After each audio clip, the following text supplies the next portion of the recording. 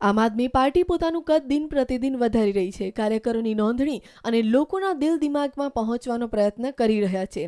ભાજપના મહુવાના પૂર્વ ધારાસભ્ય ડોક્ટર કનુભાઈ કલસરિયા આજે અમદાવાદના આરટીઓ પાસે આમ આદમી પાર્ટીમાં જોડાયા હતા। કનુભાઈએ આમ આદમી પાર્ટીમાં જોડાવાનું પોતાનું કારણ જણાવ્યું હતું કે હું તો શોધખોળ કરતો હતો કે મારે શું કરવું। મિત્રોને પૂછતો હતો કે હું આ રાજકારણ છોડી દઉં તો કે ના છોડાય નહીં, સારા માણસોએ તો આમાં રહેવું પડે। પણ મેં કીધું સારા માણસોને લાયક પાર્ટી ક્યાં છે આપણી પાસે? તો કે જે હોય એ મોટી પાર્ટી સ્વીકારી લેવી, એક ના ગમી તો બીજી।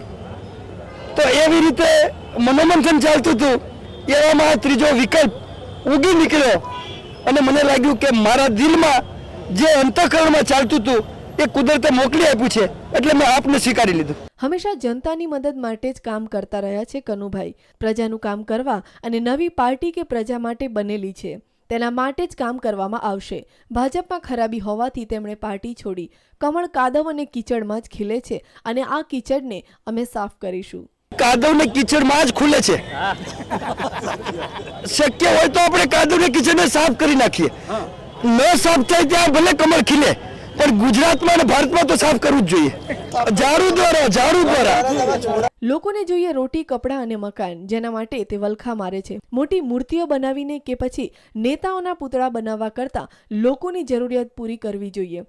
આપની આઝાદીના નેતાઓ હંમેશા આપના દિલમાં છે, તેમને પણ સન્માન આપવું જોઈએ, પરંતુ એ પહેલા ગરીબ લોકોની જરૂરિયાત પૂરી કરવી જોઈએ। ડોક્ટર કનુભાઈની સાથે હનુમાનભાઈ ધોરાજીયા અને બીજા ઘણા કાર્યકરો આમ આદમી પાર્ટીમાં જોડાયા હતા। કેમેરામેન ગુરુબક્ષ સંધુ સાથે મિહિર દુધરેજિયા, ન્યૂઝ ઓનલાઈન, અમદાવાદ।